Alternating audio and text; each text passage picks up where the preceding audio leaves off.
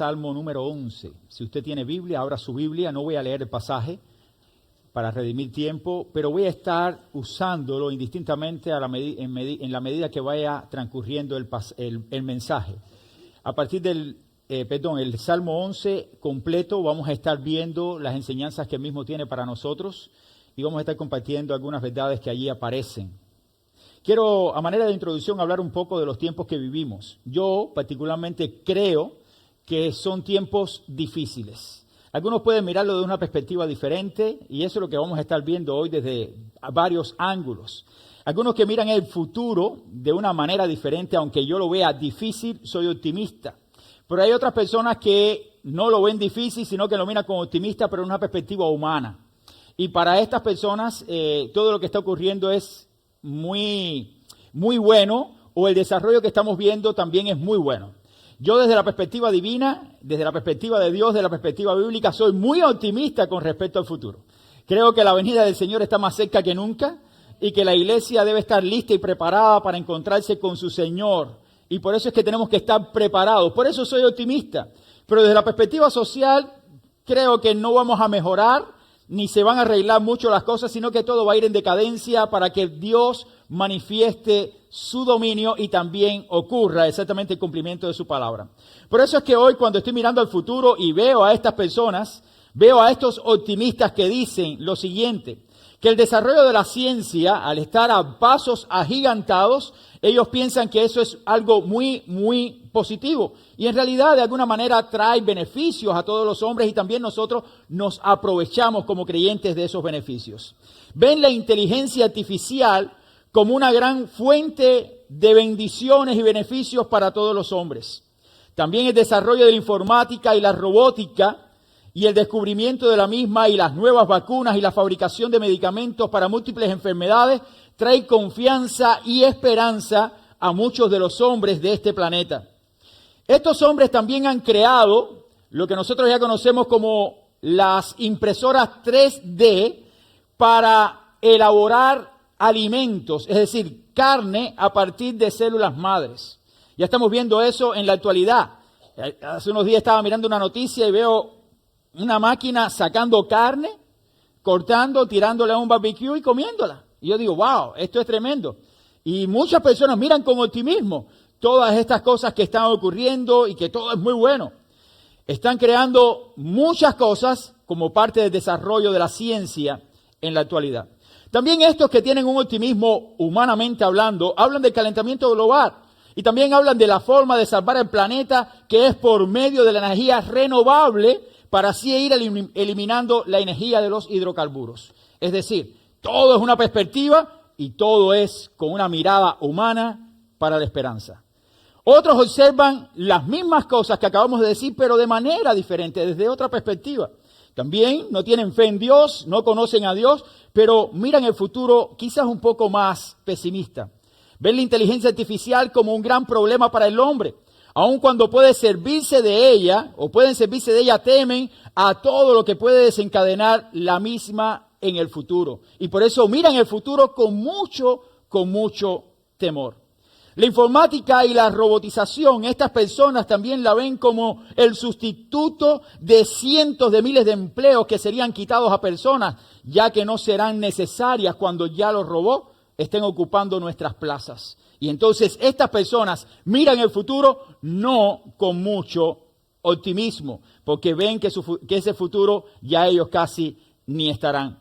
También estas personas miran las vacunas y los nuevos medicamentos y lo observan como una fuente de ingresos para un grupo de poderosos que siguen llenando sus bolsillos a cuenta de todo lo que se está produciendo. Así lo miran algunos de estos grupos.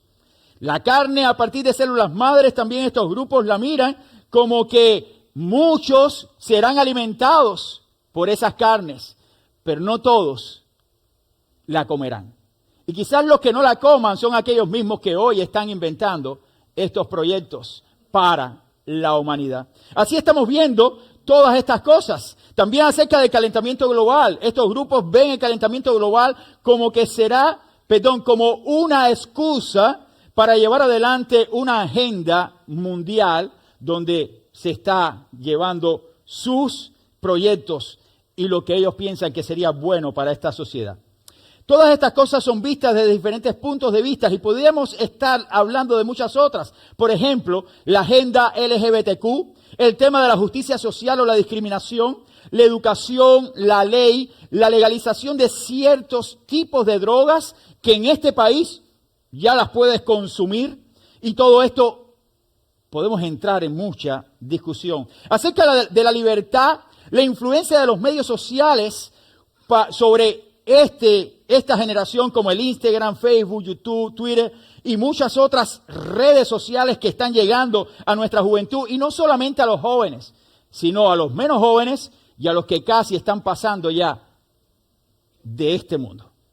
A todos está llegando una gran influencia. Pero más que esto, podemos estar hablando también acerca de lo que está sucediendo en el mundo sobre la televisión y cómo la televisión está siendo de gran influencia sobre muchas personas, al punto de que la noticia ya no es una noticia real, sino es una noticia parcializada. Y nos están diciendo lo que ellos quieren que escuchemos, pero no lo que realmente es. Así estamos viviendo. Tuviéramos toda una tarde para estar hablando de estos temas. Pero para mí, todas estas cosas simplemente me llevan a un punto. Y el punto es que nosotros, los que somos hijos del soberano Rey del universo, quien sostiene todas las cosas con la diestra de su justicia, podemos decir, como dijo el salmista David, inspirado por el Espíritu Santo en el Salmo 11, en Jehová he confiado. Es decir, que en medio de todo lo que está pasando, de todos los adelantos, de toda la proyección de los hombres en este mundo, de todo lo que quieren lograr, nosotros podemos decir como hijos de Dios, hemos confiado en Dios. Lo que puede pasar no me interesa tanto como estar en las manos del Dios Todopoderoso. Y esta es la primera frase que encontramos en el Salmo 11, donde David en medio de su angustia se sintió tentado a desconfiar de Dios.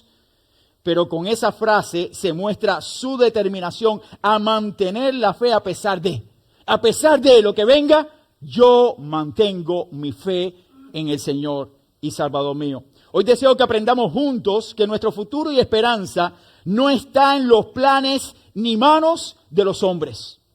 Entendamos esto, hermanos. A veces estamos preocupados de que si la economía cae, de que si es este, si es el otro. Mi futuro no depende del hombre.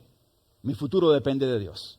Mi vida tiene que estar enfocada en el Dios eterno, en el Dios que me sostiene, en el Dios que me ha salvado por medio de su Hijo. Yo no puedo tener mi esperanza y mi confianza depositada en ningún otro lugar. Por eso, en manos de Dios estamos, no en manos de los hombres. Nuestro futuro y esperanza está en Él. ¿Qué nos enseña este salmo que nos es útil para nosotros hoy? En primer lugar, hay una primera enseñanza que quiero estar compartiendo con ustedes. Lo primero que me enseña es a confiar, no sé si lo pueden ver aquí, a confiar en Dios ante lo que nos atemoriza o nos angustia o nos asusta. La Biblia nos enseña a confiar en Dios ante las cosas que nos atemorizan. ¿Y por qué decimos esto? Estos primeros versículos muestran que David se estaba debatiendo entre la confianza y la desconfianza. Y si usted lo lee aquí claramente en la Escritura, se dará cuenta de esta dualidad de David, donde estaba luchando porque él estaba tratando de salvar su vida de alguien que venía sobre él, pero comienza declarando, mi confianza está únicamente en el Señor. Si bien la primera frase muestra su determinación de confiar en Dios por encima de todas las cosas, el pasaje nos está enseñando a que él enfrentó su propia lucha producto de sus temores. Y vamos al pasaje, y dice así la Biblia, en Jehová he confiado. Y entonces surge una pregunta que David mismo, inspirado por Dios, hace. ¿Cómo decís a mi alma que escape al monte cual ave? Es decir, si yo he confiado en Dios, ¿por qué tengo que huir? ¿Por qué tengo que tener temor y miedo? Si mi confianza está en Dios. Continúa el pasaje diciendo, porque aquí los malos tienden el arco, disponen sus saetas sobre la cuerda para saetear en oculto a los rectos de corazón. Si fueren destruidos los cimientos, ¿y cuáles eran los cimientos? Su confianza en Dios. Si esos cimientos de mi confianza en Dios son destruidos, entonces el temor acabará conmigo. El temor me destruirá. Huiré por miedo, pero yo he confiado y mi fundamento no está en mi vida, sino en aquel que ha dado su vida por mí. Por eso es que él podía estar confiado. En medio de la situación que le tocó vivir, David sentía temor por lo que podía pasarle, claro, y ahí estaba la lucha. Sus enemigos deseaban matarlo, según el versículo 2. Ante esta situación se pregunta, si mi confianza está en Dios, entonces ¿qué? ¿Dónde voy a estar? ¿Voy a ceder al temor? ¿Voy a dejar que el temor me destruya? No. David no huye de la presencia de Saúl por miedo. Y eso lo podemos ver en la Biblia. Porque si hubiera huido por miedo, los fundamentos de su fe hubieran sido destruidos, ya que se pone en evidencia su desconfianza en Dios. Entonces David no huye por miedo. David tiene que huir de la presencia de Saúl porque él sabía que si había un enfrentamiento, alguien quedaba. Y él sabía que Saúl era el rey elegido. Y aunque él había sido ungido como rey y el favor de Dios estaba con él, porque eso es que él hace la declaración, mi confianza está en ti, Señor, tú eres quien peleas mi causa. Y lo podemos ver a través de la Biblia y a través de los salmos, a través de los escritos que también podemos ver en los libros de Samuel, cómo David se mantiene allí enfocado en lo más importante. Los que hemos leído la historia de David sabemos que él huye de la presencia de Saúl, ya que Saúl deseaba simplemente matar, acabar con su vida. Pero siempre surge la pregunta, ¿David huye por temor? No, era precavido, sí. David tomó precaución por su propia vida y tuvo la vida de Saúl en sus manos, y cuando pudo matarlo, no lo hizo. Al contrario, dijo, ¿quién soy yo para quitarle la vida al ungido? Entonces tuvo la oportunidad. ¿Tenía David miedo de Saúl? No, era su suegro. Él sabía todo lo que tenía que enfrentarse y era mejor salirse. Dios, en ti confío. Tú harás la obra. Tú harás que todo cambie. Tú cambiarás la perspectiva. Tú harás todo a tu favor y obrarás conforme a tu propósito. Muchos hombres hoy continúan levantando su voz y continúan haciendo cosas que a Dios no le agradan, pero queremos decirle, hermano, que cuando tú te enfocas, cuando tú te proyectas en Dios, entonces tú vas a ver la mano del Señor. En estos tiempos debemos estar firmes ante lo que nos atemoriza, ante el temor, lo que te paraliza. No temas, porque cuando hay temor tú simplemente te frenas. El temor paraliza a las personas, el temor te deja sin esperanza. El temor te deja sin propósito, sin una ruta a seguir. No temas, confía, confía. Dios está aquí. Dios es quien pelea nuestra batalla. Dios es quien va con nosotros. Nadie va a hacernos frente si Dios está allí para sustituirnos y pelear nuestras luchas. Solo sé precavido. Debemos aprender a vivir en un día a la vez. No te alarmes, mi querido hermano y amigo, no te alarmes viendo todo lo que está pasando, ni todo lo que va a llegar. No te alarmes, va a pasar. Es necesario que acontezca. Mira el futuro con esperanza, porque en Dios he confiado, porque Dios es quien traza todas las cosas, porque Dios es el dueño, porque Dios es el rey del universo. Entonces, simplemente sé precavido y aprende a vivir un día a la vez confiado en el Señor. No pierdas la esperanza, no pierdas la confianza, no pierdas la ruta y el camino que te va a llevar a la bendición eterna. No temas por lo que vendrá o llegará. No temas porque Dios está contigo. Y por eso, mi esperanza y mi confianza está en Cristo.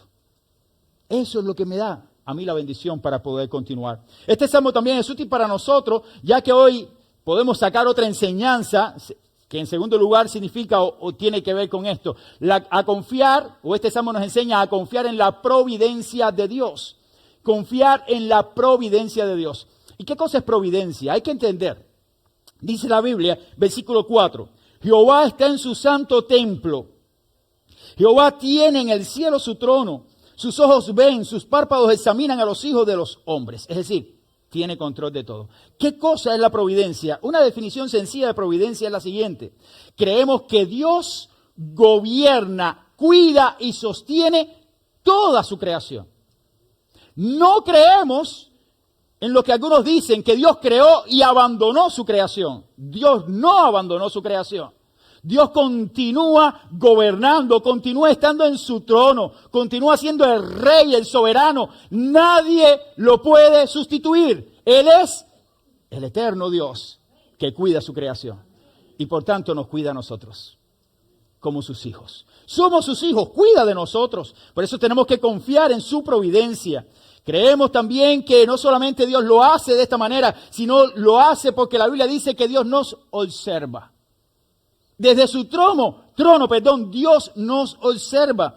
Todo lo que el mundo está pasando, el sufrimiento, la agonía, la angustia, el dolor, la ansiedad de muchos, las tribulaciones de otros, la inseguridad de este mundo, el miedo, el caos, la incertidumbre, la desesperación, las turbaciones que el hombre sufre, el afán de los hombres por tener. Todo eso, Dios lo observa. Fíjense como dice el pasaje, claramente dice la Escritura, Jehová está en su santo templo. Él está ahí como el Dios que sostiene y gobierna y observa. Observa todo. Nada se escapa de la mano de Dios. Si vamos un poquito más al Nuevo Testamento, nos damos cuenta de que nada escapa de la mano de Dios. Dice la Biblia que un cabello de nuestra cabeza no cae sin que Él lo sepa. Y algunos ya no tienen ni cabellos. ¿Ok? Pero Dios te conoce. Nada escapa de Dios. Dios rige todo. Eso es la providencia divina. Observa todo, pero más allá de observar, dice la Biblia, que examina el corazón de los hombres.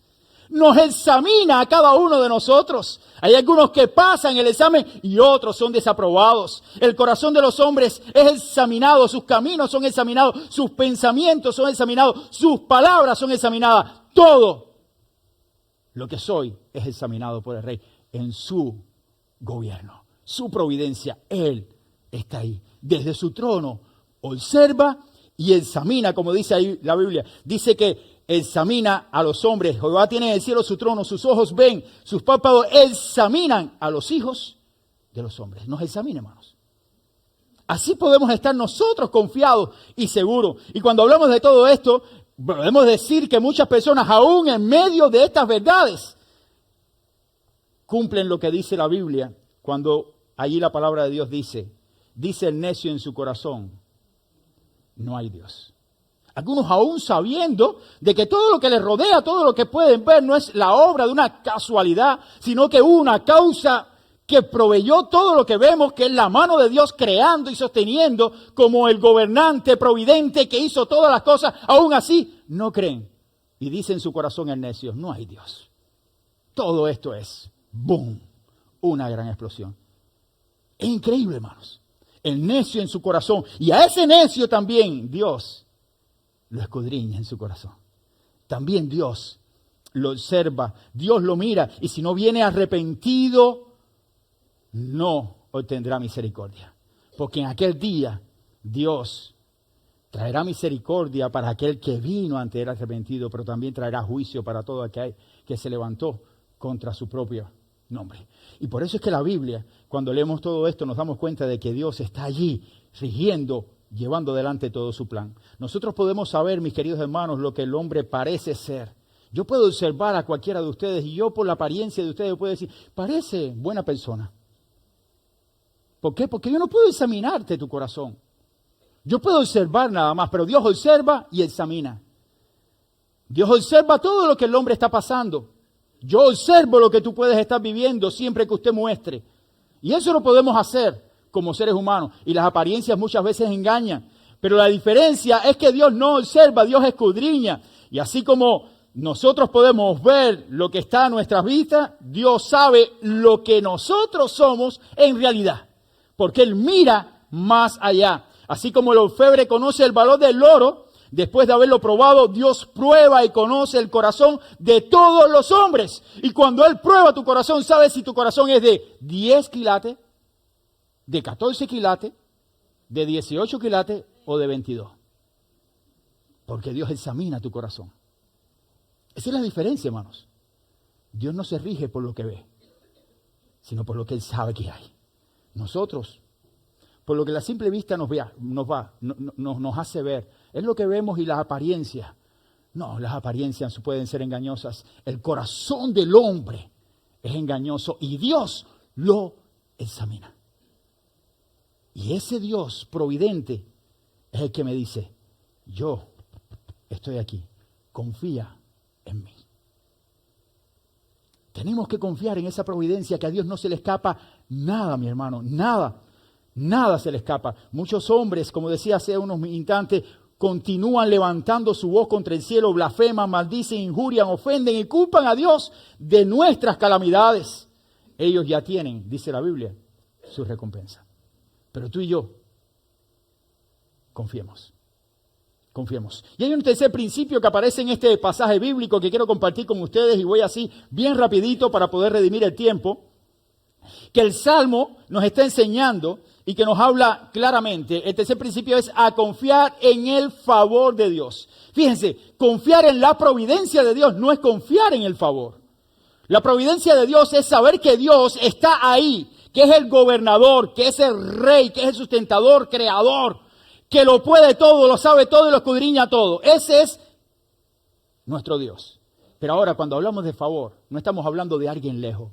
Ese Dios todopoderoso, que tiene todo ese dominio, que todo está sujuzgado bajo su diestra de poder, se acercó a nosotros y tuvo favor para con nosotros. ¿Y cómo lo sabemos?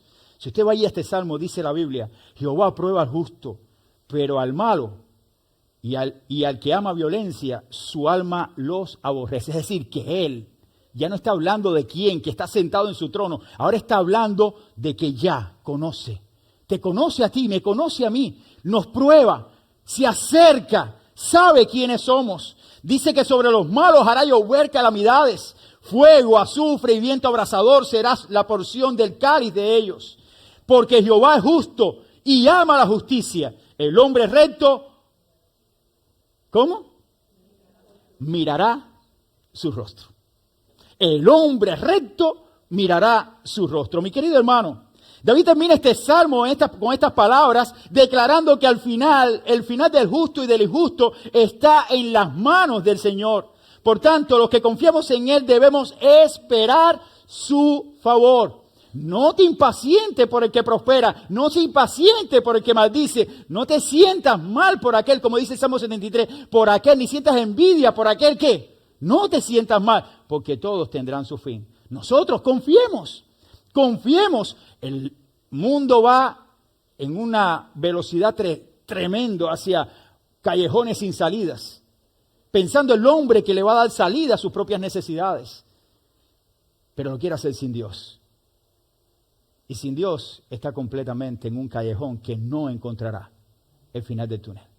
Solo aquellos que confían en Jesucristo podrán ver la luz al final del túnel. Y por eso es que les digo, mis hermanos, confíen en el favor poderoso del Dios eterno y en su providencia. Confiemos en Él.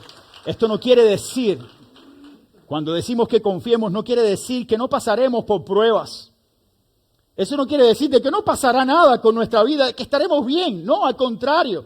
Dios prueba a los justos, pero traerá juicio sobre los impíos. Te probará a ti. Pasarás por momentos difíciles como el Salmo 23, pero siempre vas a tener la bendición de la vara y el cayado de Dios que te van a dar aliento en medio de tu necesidad. Eso es confianza en aquel que provee, en aquel que se acerca. Confiemos, mis hermanos. Nunca dejemos de confiar en el Dios eterno, en el Dios que trae esperanza a nuestras vidas. También podemos ver allí que la fe es una fuente inagotable para nosotros poder acercarnos a Dios en confianza. Y para esperar ese favor de Dios también se requiere esa fe, como aparece en Hebreos capítulo 11, es pues la fe, la certeza de lo que se espera, la convicción de lo que no se ve. Estamos convencidos, tenemos certeza de que Dios es real. Por eso hay 3 enseñanzas claras aquí también acerca de la fe. La fe da seguridad, la fe acerta las pruebas de la vida como propósitos del Señor. No podemos hallar despropósito en ninguno en las pruebas que llegan.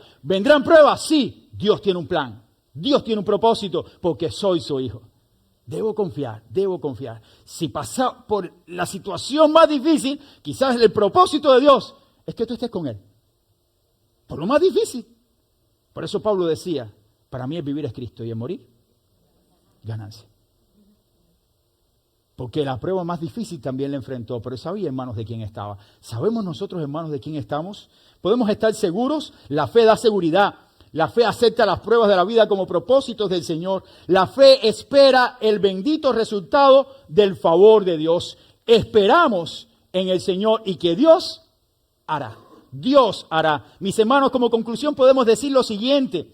Hoy solo nos queda esperar. Esperar en lo que Dios va a hacer. Es difícil ver la luz en medio de un túnel oscuro, pero sigue caminando y sigue caminando con fe y confianza. Solo caminando podrás ver la luz. Porque si te quedas en el lugar donde estás, no podrás ver la bendición del Señor. Si aquellas cosas que te atemorizan cuando caminas, aquellas cosas que te traen dolor, aquellas cosas que te traen temor, ansiedad, inseguridad, te detienen, usted no va a poder llegar hasta el final. Mantente enfocado, nunca desconfíes, confía en el Señor, mantente firme ante el temor, cree que Dios sigue estando en su trono, créelo, Él no se ha ido de su trono, espera su favor, Él tendrá favor para con nosotros sus hijos, Él no nos ha abandonado, Él nos cuida, nos sostiene según su palabra, nadie, dice la Biblia, nos podrá arrebatar de su mano. Hermano, es una promesa gloriosa, créelo. Los que hemos creído en Cristo estamos en sus manos. ¿Quién podrá arrebatarme de su mano? Las tribulaciones, la angustia, persecución, hambre, peligro, espada, nada como está escrito. Somos vencedores por Cristo, porque Él nos amó, no por mi fuerza, por mi capacidad, sino por la capacidad del Hijo de Dios, que cargó mi pecado y me sostiene. Y su Espíritu está allí para perseverar en su gracia, no con mis fuerzas. Qué bendición es saber estas verdades de las Escrituras. Quiero concluir con un canto que no voy a cantar, pero son 2 estrofas de un himno de muchos años que habla acerca de este tema. Yo creo que fue un himno, no recuerdo, era que nos hayan fieles. Fue el del pastor Bustamante cuando hicimos la despedida. Pero este es otro himno de esa época. Y dice así la letra: sendas Dios hará, donde piensas que no hay. Él obra en maneras que no podemos entender. Él me guiará, a su lado estaré. Amor y fuerzas me dará. Un camino hará donde no lo hay. Ese es nuestro Dios. Lo único que tenemos que hacer es confiar. Si camino en la soledad, me guiará. Agua en el desierto encontraré. Donde es imposible, Dios lo hará. La tierra pasará, su palabra eterna es. Él hará algo nuevo hoy. Entonces, lo único que usted tiene que hacer es confiar. Confía en el Dios eterno. Confía en el Dios eterno. Que Él les bendiga es nuestro deseo. Y lo que esperamos es que nosotros nunca perdamos la confianza. Y que Él siempre sea el centro y lo más importante en nuestra vida para poder caminar en integridad. Nos ponemos en pie, hermanos, para orar y así despedirnos en esta hora. Tengan la oportunidad de saludar a los hermanos, compartir allí su cafecito, hablar un poco y también invitarle a aquellos que han venido por primera vez, acérquese también a ellos en este tiempo. Vamos a orar. Señor y Padre, gracias por tu Hijo Jesucristo. Gracias por la bendición de estar acá y por la bendición de ser tus hijos. Gracias, Señor, porque tú estás en tu trono. Nosotros lo único que tenemos que hacer es mirarte, Señor, y confiar. Confiar, Señor. Y en ti nosotros confiamos. En tus manos estamos. En el nombre de Jesús te damos las gracias. Y tu iglesia dice amén y amén. Que Dios les bendiga, mis hermanos. Gracias.